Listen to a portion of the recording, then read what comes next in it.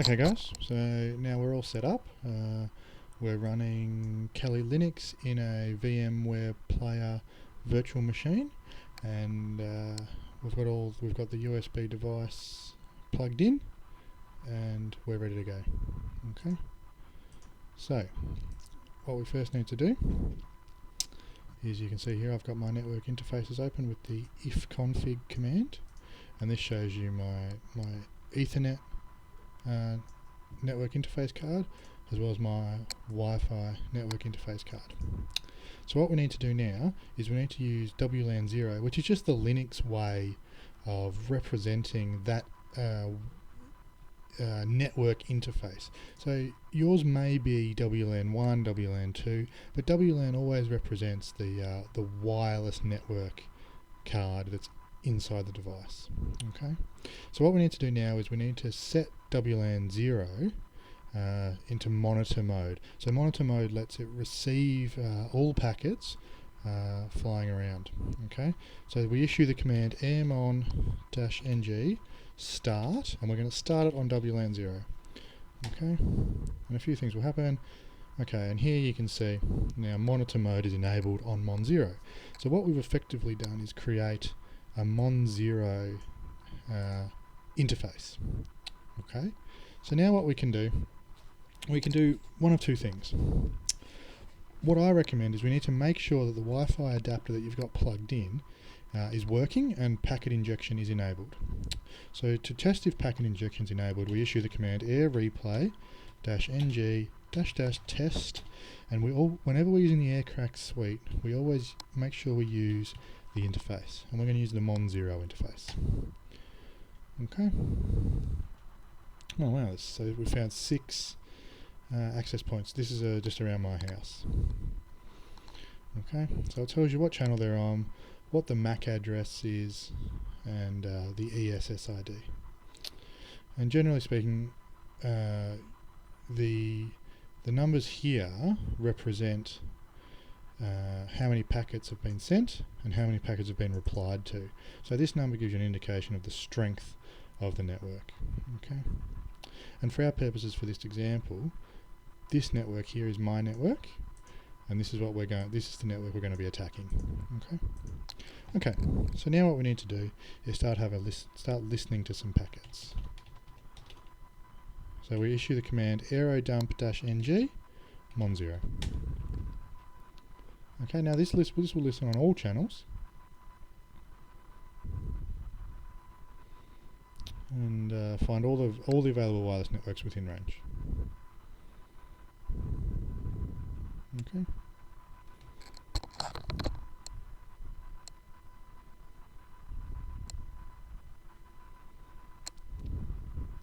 Let it have a bit of a think, and it will enumerate the number of networks available.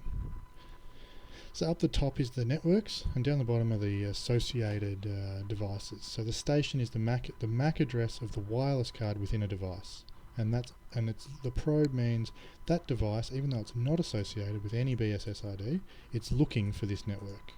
Okay. So we press Control C to end that process. So now what we want to do, actually I just need to clean something up. Oh no, it's fine. Good. Okay.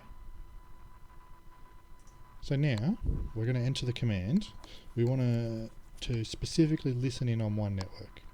So what we're going to do is we're going to issue the command aerodump-ng -w, and this is the directory that we're going to write to, and we're going to call it test. Okay, and we're going to tell the card to only listen to the BSSID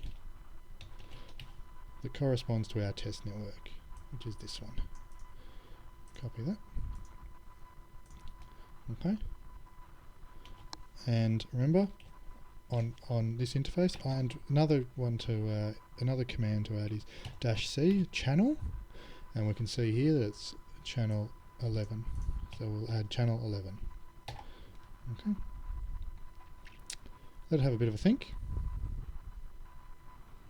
And you can see here now it's receiving these beacons and this data. Okay. Now what you need to do is you need to keep listening until a device pops up down here. There we go. Okay. Now this is my device. Okay. I know what this device is. So what we need to do now is keep listening, and AeroDump will keep writing all of the information that it finds to that document called test. Okay. So now open a new terminal, and now we're going to issue the command airreplay-ng --deauth. We want to issue a deauthentication request, and we only want to send it one time. Okay. One time should be enough. Okay. And then we need to specify which BSS ID we're going to use, which is this one, and we're going to issue it on 10. Okay, now what we're looking for is up here, we want a WPA handshake. Okay, so let's issue the command.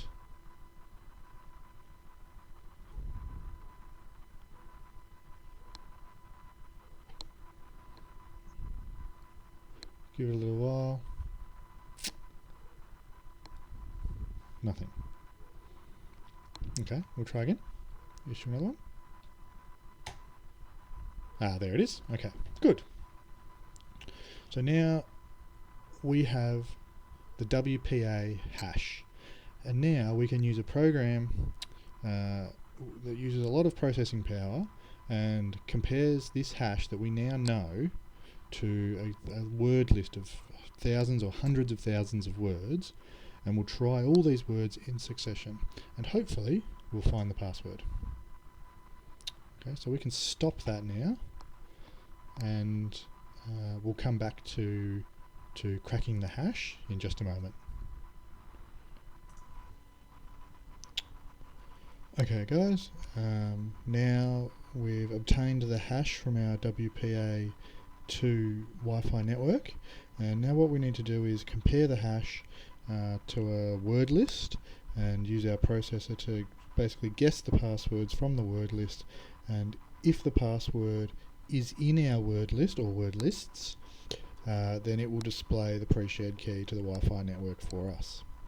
Okay, so let's get started. So these are the two word lists I'm going to be using. You can use multiple word lists. There are if you use multiple word lists, however, you're running the risk of having double ups, and it's possible that if there are double ups, you'll increase the time it takes to crack your password. Okay, so these are the two word lists we're using. We can see here we've got the hash saved as test-01.cap. That's where our hash is saved from the previous video. So let's get started. Now it's worth mentioning that you don't need to be within range of the Wi-Fi network to execute these commands. So theoretically what you can do is, with a laptop, you could drive around, find WPA, WPA2 security enabled Wi-Fi networks, and use the techniques from the previous video in order to obtain the hash, and when you can return back to your home and crack the hash at your own leisure, and that way you don't need to leave a computer lying around cracking the hash and getting the password for you. So really time becomes less of a factor in terms of cracking this password, and it's really easy. So we issue the command aircrack-ng-w to tell it which word list we want to use. We want to use this word list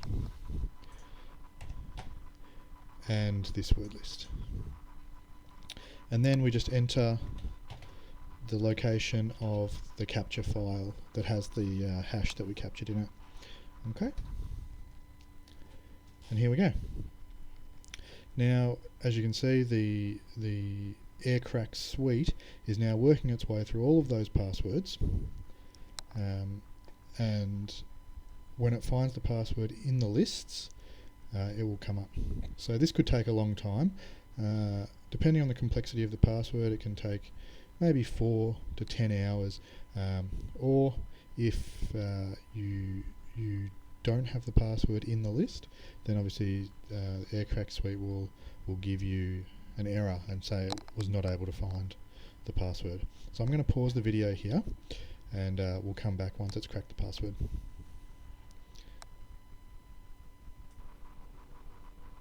Okay guys, so what I've done is I actually changed word lists over, which ended up being a good thing because I reduced my cracking time to 6 seconds, which is this is the time here. Now it's pretty unusual to have a 6-second crack time. Like I said before, you'd usually be expecting 4 to 10 hours or even longer, depending on the complexity of the password. So you can see I cracked it at roughly 5,800 keys per second, and in 6 seconds I tested 37,300 keys. And this is the key here, honeysuckle. Now it's worth noting that had this password had some numbers and symbols in it, I probably never would have been able to crack the password. And what I'm trying to illustrate with this video is that plain text passwords like this one are not secure.